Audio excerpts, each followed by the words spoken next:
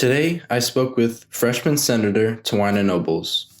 She represents the 28th District and has a truly remarkable story from foster care to now the first Black Washington Senator in a decade.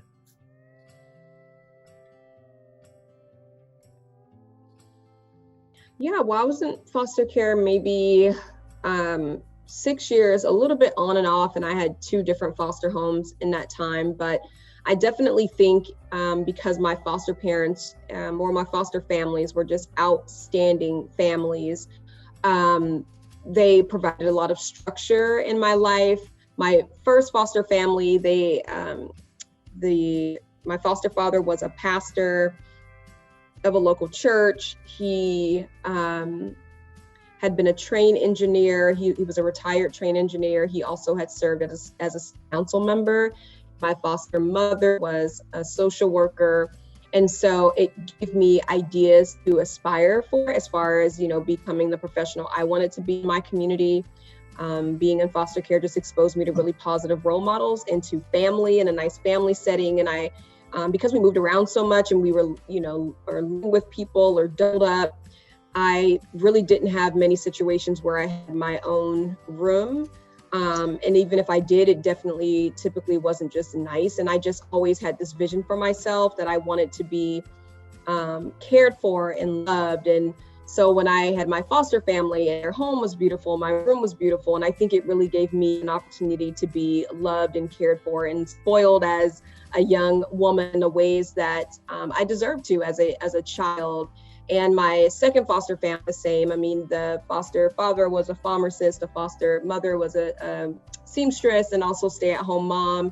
And both families were also Christian families. So they instilled just so many incredible values in me. My faith was already strong before I had entered foster care, but just the continuity of that and just having supportive, well-educated, well-resourced families to give me another outlook because we had lived so much in poverty and with so much instability. But what it showed me and how it helped me to be who I am today is it allowed me to see a different part of life. It allowed me to strive for consistency and education and a better future in life for my kids. And so I'm really grateful for my experience in foster care. Definitely from my foster father, who had been a city council member in Alabama. It was at that time in ninth grade that I said, this is really cool. I one day want to run for office, and decided at that point in my life that, I needed to major in political science or politics and government. My favorite class in high school was my civics and government class, or one of my favorite classes in high school, because I definitely also love math. Yeah, ninth grade year, when I was placed in foster care and learned more about public service, I said, I want to try this out. I love the idea of continuing to serve community, something I loved even at an early age. But I love the competitive nature because I was an athlete and a state athlete. So I'm like, I also like competing for this opportunity. It was ninth grade while I was in foster care that I made that decision that I wanted to run for office. Probably honestly from my own mom, who, demanded and required that I make really good grades in high school. Being at school was a bit of an escape from a lot of the things that we were experiencing in life. I mean, I even loved, free lunch and eating at school because at least it was consistent meals. And I think a lot of my life experiences helped me to not be such a picky eater. I just was grateful to have something to eat. But I love my teachers. I was a really great student. I loved learning. I made really good grades. So I was successful in school, and it made it easy for me to identify it as a place that was for me. And I was always a good student from early ages as far as like making really good grades, working really hard. I've always had a really great work ethic. And so school was just really easy for me. It was a place where I was successful. And so I knew that no matter what changed in my life, no matter if we were experiencing homelessness, even when I became a teen parent, that my education was going to remain a priority because it was easy, I was good at it, and I knew that would be the key to, changing my future and creating a different life for the family that I wanted to have.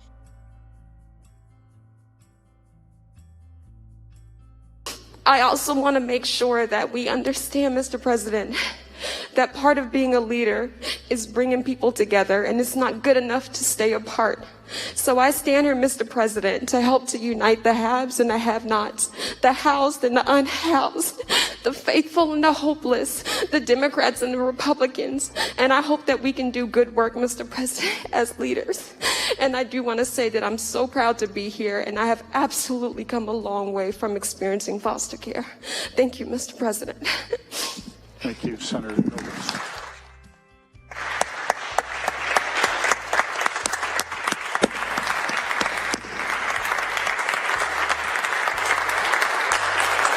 Honestly, having my first bill passed unanimously on the floor is just a good reminder of all the many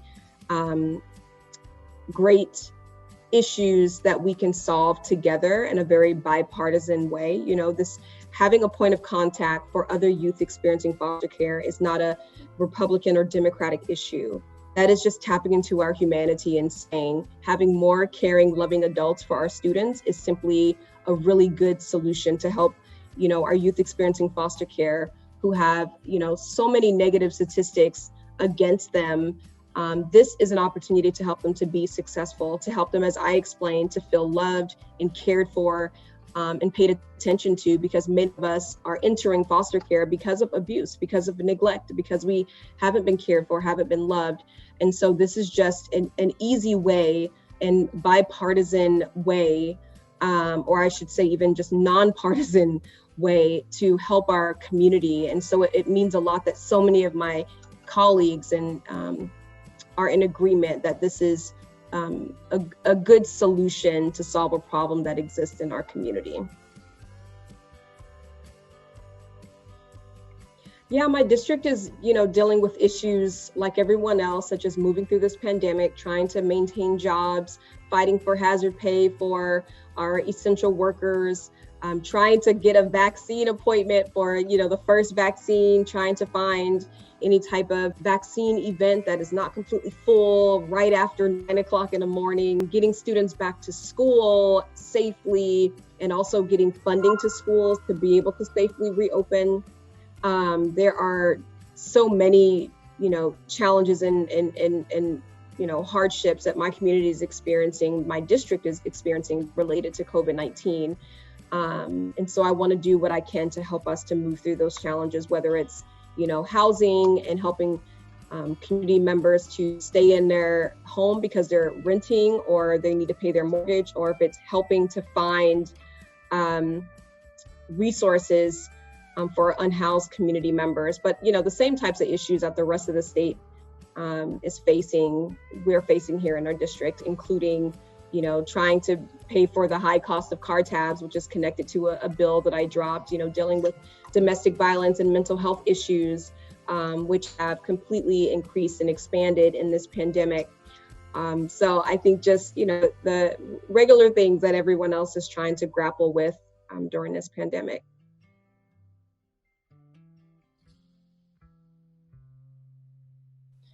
Such a good question. I typically balance it by reminding myself I am not going to be able to serve others well if I don't serve myself well, if I'm not rested, if I'm not eating properly, taking my vitamins, you know, drinking water.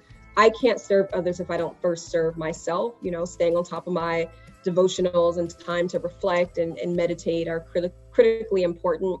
And then I just try to include my family in as much as I can, you know, talking to them about my legislation or my school board work or my urban league work, and including them in decision making, explaining processes. But I try to make it inclusive, and it's not just mom does this thing and we don't know. You know, I tell my kids everything from the salary that I earn to the challenges that I experience. I talk them through bills and the process and how a bill becomes a law, and, you know, how much I've learned about how easy it is for citizens to impact legislation, or easy and maybe sometimes difficult, but, you know, there are ways to engage in the process.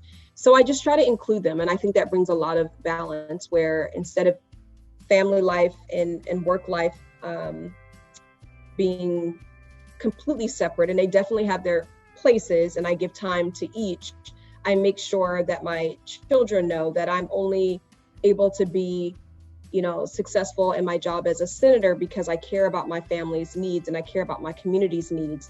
And, they are a part of that process by telling me too what's impacting them and their peers and things that they would like to see in the community, just as much as I listen to folks who live outside of my home.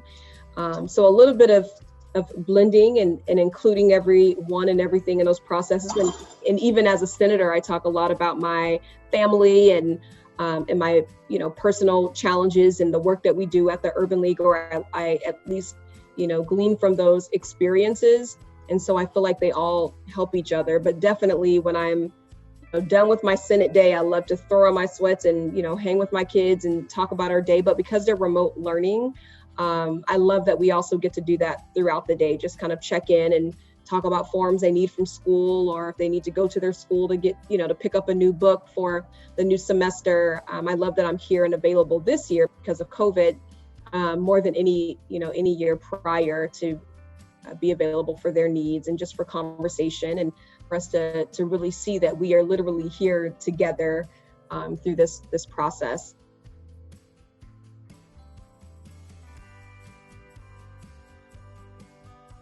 Yeah, and even so, I mentioned that ninth grade, I knew I wanted to learn more and be engaged in politics and government.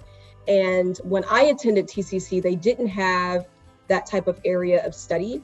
So I think what I ended up focusing on was like paralegal studies, but it was really cool because I also was thinking I wanted to be pre-law. So politics and government also worked for that. Before I decided I wanted to be an educator, I wanted to be an attorney. And I figured if that didn't work out, I definitely would be in education. But at the community college, the majors and topics that you can study are a little bit different. Maybe it has changed significantly, but I would just say study, whatever is the closest thing to what you imagine your goals or your career being, study that. And what I loved, and I remember even at TCC, is I got placed in an internship in a law office with actually Miss Beverly Grant, who was still a practicing attorney, but I was in the community even then. And we moved here as a military family. So I was a military spouse going to school at TCC. And I didn't, even though I was a commuter student, well, most students are at community colleges, I still used every opportunity to get involved. So at TCC, I was planning to go just for 1 quarter and then transfer, but I made the basketball team. And I made the basketball team at TCC the year that we were, the women's basketball team was the West Region champion. We went to state for the first time in 20 years at TCC, and we were 5th in state. And so what I loved about the community college experience is it truly is folks from your community. And so those friends that I made a basketball team, and from getting involved, interning at, Miss Beverly Grant's office, launched me into new relationships with my community, with folks who I am still friends with, folks who I am, colleagues with now. And so I don't underestimate the impact that community college education has on students and just your lifelong education, because at 4-year schools, there are more students who come from further away places and oftentimes return to those places. But at community colleges, a lot of us are from this community and plan to live, work, and play in these communities. And we become lifelong friends and colleagues and partners in community. And so I just encourage folks to get involved, start thinking about your future goals, but get into your community and just simply, get to work and have fun while you're learning.